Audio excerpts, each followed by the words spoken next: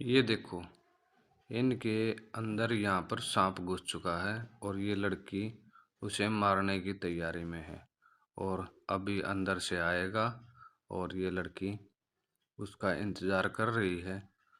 और ये सांप बिना जहर वाला सांप है और देखो इसने कितनी बेदर्दी से इसको मार दिया है। इनको पता नहीं था ये बिना जहर वाला सांप है। इसमें 1% भी जहर नहीं होता। इसका नाम सांप का नाम है घोड़ा पछाड़, जिसे कुछ जगह पर इसको दामन सांप भी बोलते हैं। और ये लड़की इसको मारे जा रही है और इस लड़की ने इस सांप को पूरी तरह से मार दिया। ऐसा नहीं करना चाहिए था। ये बिना जहर वाला सांप है, अगर जानकारी होती तो शायद ये भी नहीं मारते।